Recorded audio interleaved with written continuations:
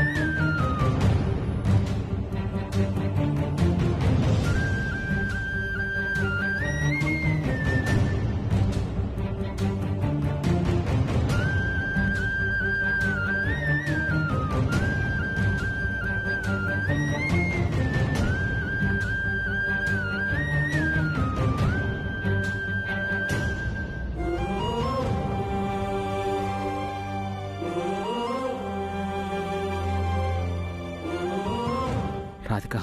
హ్మ్. అమర్, అది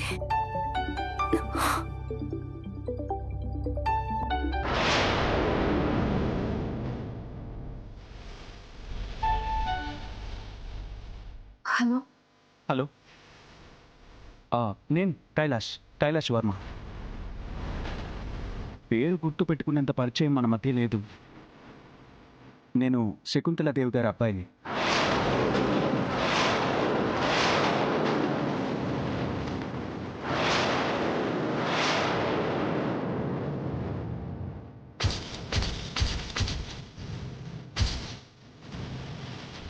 అదే నేను మిమ్మల్ని పెళ్లి చూపులు చూడడానికి వచ్చాను కదా, గుర్తొచ్చిందండి?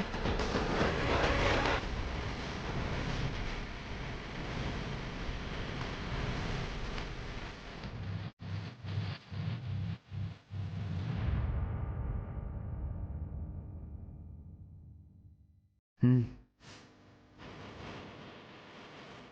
అది మీతో ఒక విషయం మాట్లాడాలి. ఇది సరైన సమయమేనా?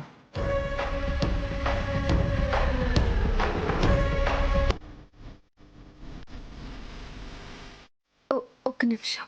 ఓకే. అమర్, నేను అర్జెంట్గా వెళ్ళాలి.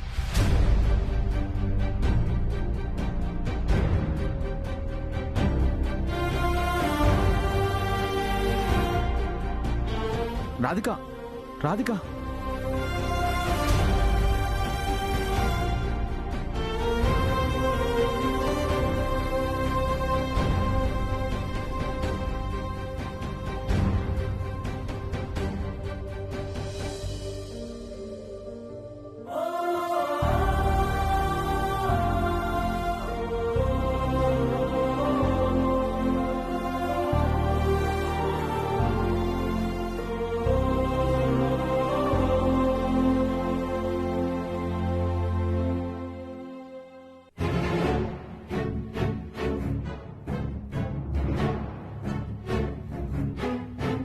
హలో. హలో. మీరు బిజీగా ఉన్నట్టున్నారు. నేను తర్వాత ఫోన్ చేయనా? పర్వాలేదు, చెప్పండి. మీ నంబర్ తీసుకుని మీకు ఇలా ఫోన్ చేయడం కరెక్టో కాదో నాకు తెలీదు, కానీ మీకు ఆ విషయం చెప్పాలనిపించింది. అందుకే. ఏ విషయం? మన విషయమే. నేను మిమ్మల్ని పెళ్లి చూపుల్లో చూశాను. మీ ఇంట్లో అందరికీ నచ్చాను. మీకు నచ్చానో లేదో తెలీదు, కానీ ఒక్క విషయం మాత్రం మీకు చెప్పాలని ఫోన్ చేశాను. మీ నాన్నగారి ఒత్తిడి వల్ల, మీ అమ్మగారి సంతోషం కోసమో, మీ చెల్లెలు ఇష్టపడిందనో నన్ను పెళ్లి చేసుకోవాలనే నిర్ణయం మీరు తీసుకోవద్దు, ఓకే? నా విషయానికి వస్తే అవతలి వాళ్ళ ఇష్టం అంగీకారం లేకుండా వ్యాపారం కూడా చేయను. అలాంటిది నా కాబోయే జీవిత భాగస్వామి ఇష్టాలు తెలుసుకోకుండా అంగీకారం లేకుండా పెళ్లి చేసుకోవడం నాకు ఇష్టం లేదండి.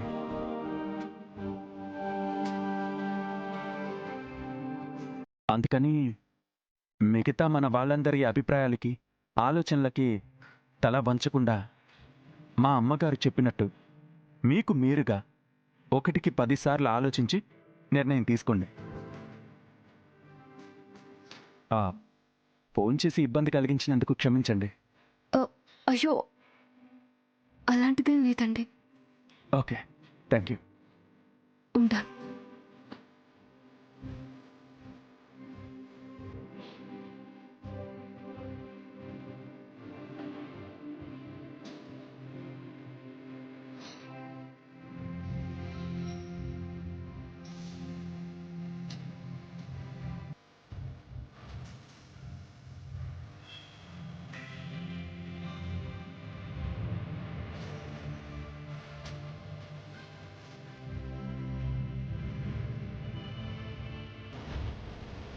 ఏదేమైనా అమర్ని ప్రేమిస్తున్న విషయం ఈరోజు నాన్నగారికి చెప్పేయాలి.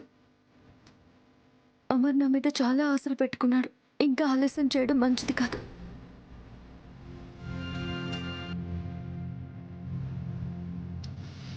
నాన్నా, నువ్వు ఇది బాగా తినాలి. అమ్మా, నీకు వేనా? చాలు చాలు. పప్పు వేయాలండి. కొంచెం.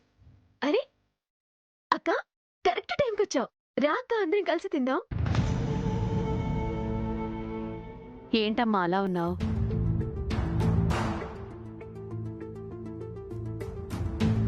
రాధిక, ఏం ఆలోచిస్తున్నావు అమ్మా?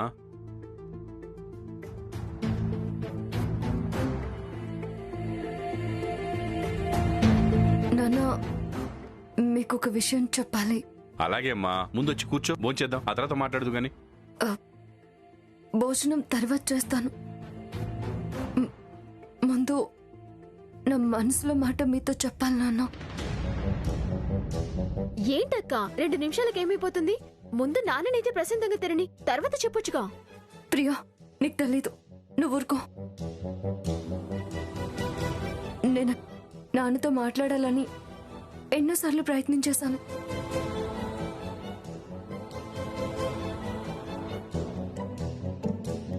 ప్రతిసారి ఏదో ఒక ఆటంకం రావడం, చెప్పలేకపోవడం.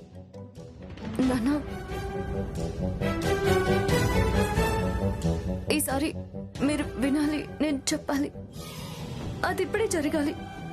ఏంటమ్మా, ఎందుకంత టెన్షన్ పడుతున్నావు?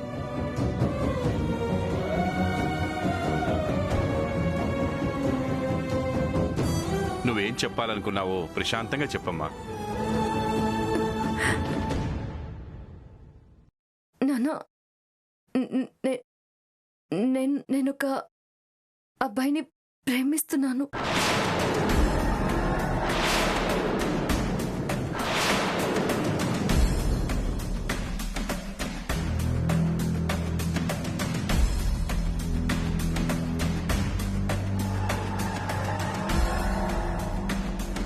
అతని పేరు అమర్. చాలా మంచివాడు.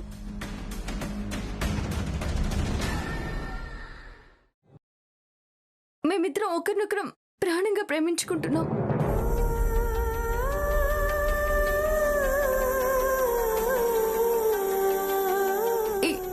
ఈ విషయం ఎన్నోసార్లు మీకు చెప్పడానికి ప్రయత్నించాను, కుదరలేదు. అక్క, నువ్వేం మాట్లాడుతున్నావో తెలుసా?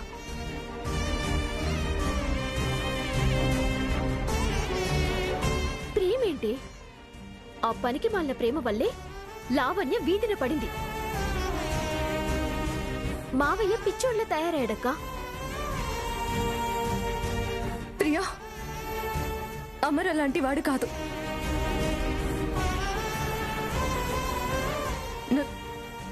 నన్ను దేవతలా ఆరాధిస్తున్నాడు, గుండెల్లో పెట్టుకుని పూజిస్తున్నాడు.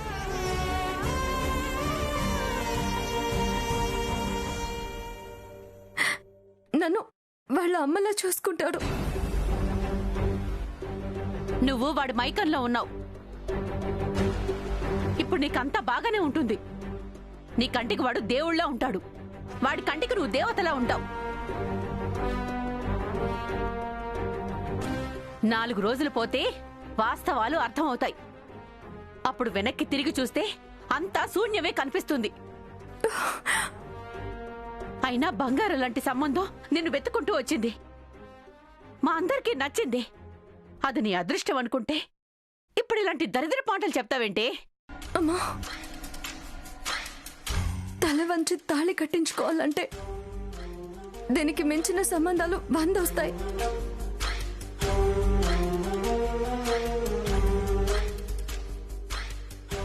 కానీ మనసుకి నచ్చేవాడు ఒక్కడే ఉంటాడు కదమ్మా, అతనే అమర్.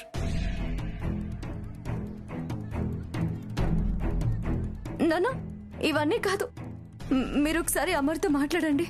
మీకు బాగా నచ్చుతాడు నాన్న.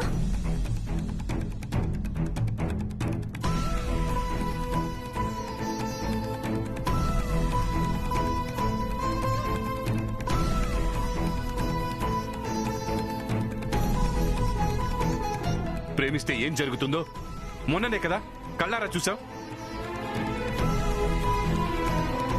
మీ మామయ్య ఇంట్లో జరిగిందే మళ్ళీ మన ఇంట్లో జరగబోతుందని తలుచుకుంటుంటేనే భయంగా ఉందమ్మా. మీ ఇద్దరు నా 2 కళ్ళు అనుకున్నాను. నా కళ్ళు నన్ను మోసం చేస్తాయని నేను ఏ రోజు అనుకోలేదమ్మా.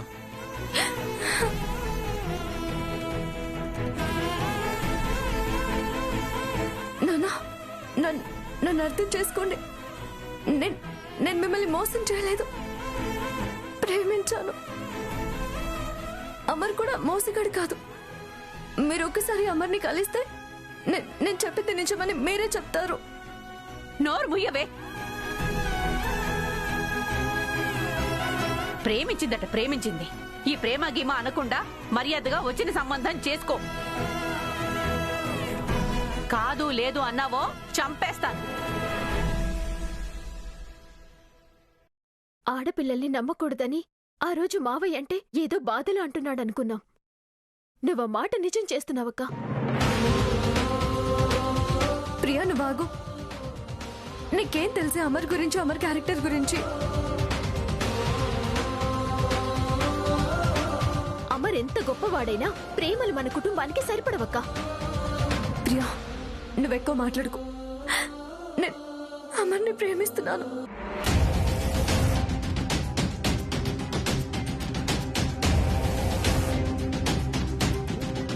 మీరు ఒప్పుకున్నా ఒప్పుకోకపోయినా అమర్తోనే నా పెళ్లి జరిగి తీరుతుంది. ఏం మాట్లాడుతున్నావే?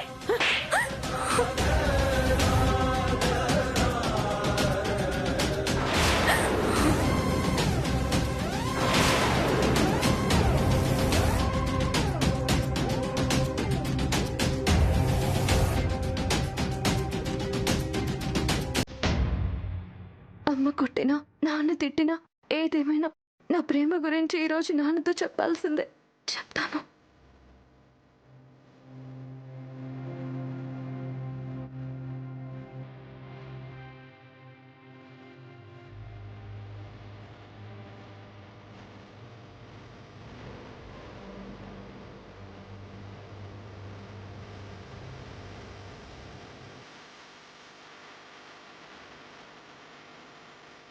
అక్క,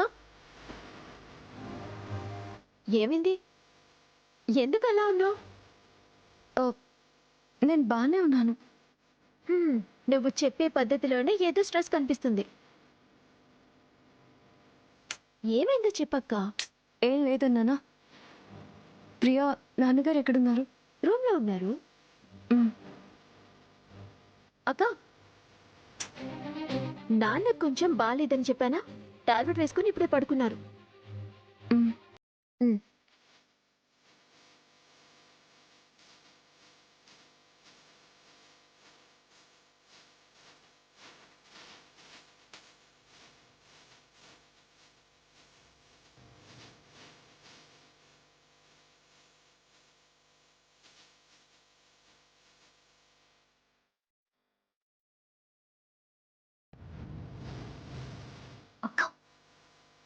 ఇలా రా.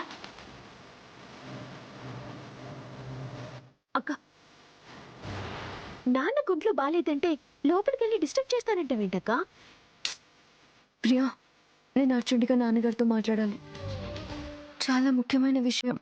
నాన్నని నిద్రలేపి చెప్పాల్సినంత ఇంపార్టెంట్ విషయం ఏంటక్క? నాన్న గుంట్లో బాలేదని చెప్తున్నాను కదా. నిన్నే అక్క అడిగేది, మాట్లాడవేంటి? ఏంటంత ఇంపార్టెంట్? ఏమైందే? చూడమ్మా, అక్క నాన్నతో అర్జెంటుగా మాట్లాడాలి అంటుంది. నిద్ర పాడు చేసేంత ఇంపార్టెంట్ విషయం ఏంటంటే సమాధానం చెప్పడం లేదు.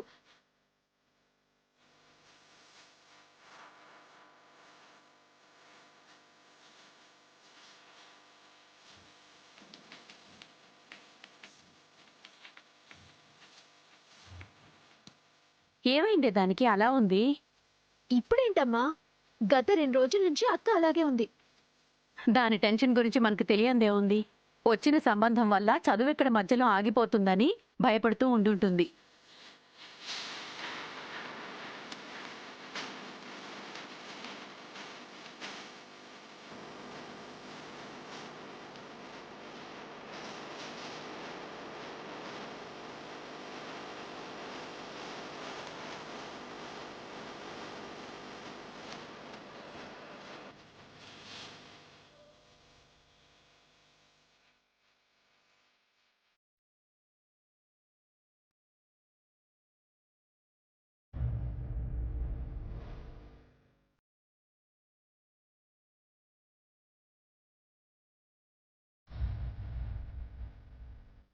అక్క,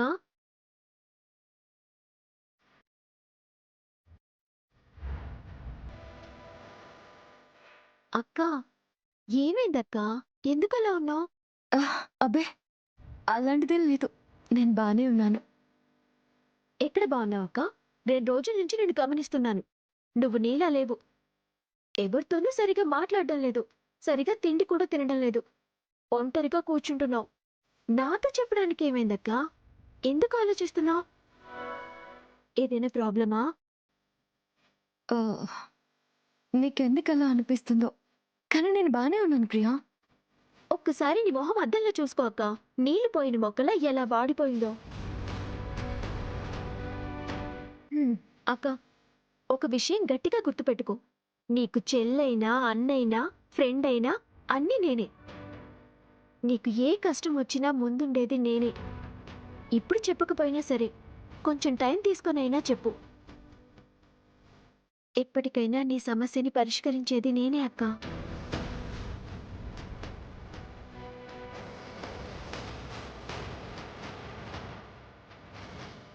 సారీ ప్రియా. నా ప్రేమ సంగతి నీతో చెప్పాలనే ఉంది. నా బాధ చెప్పుకొని బోర్న ఏడవలనుంది. కానీ మామయ్య వాళ్ళ ఇంట్లో జరిగిన సంఘటన చూశాక ధైర్యం చేయలేకపోతున్నా. ముందు నాన్నకి మా ప్రేమ సంగతి చెప్పి ఆయన ఒప్పుకుంటే అప్పుడు మీ అందరికీ చెప్తాను.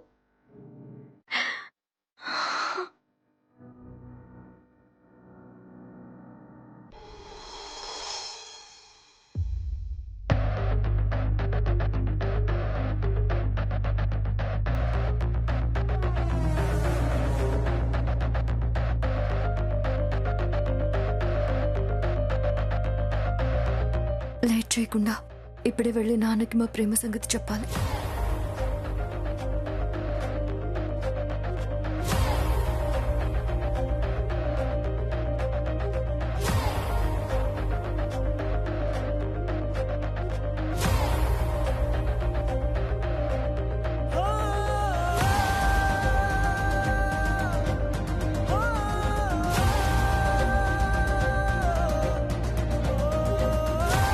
రేపు ఉదయం 10 గంటలకి డాక్టర్ అపాయింట్మెంట్ ఉంది. గుర్తుంది కదా?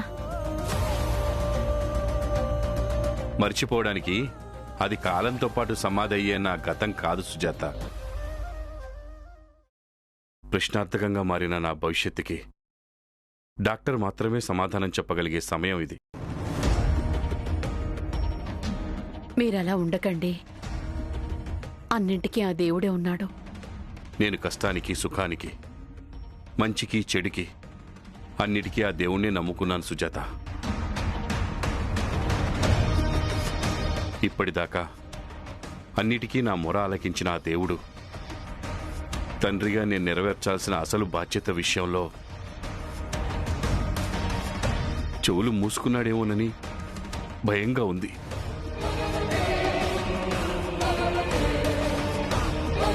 నా జబ్బేమో రోజు రోజుకి ఎక్కువ అవుతోంది.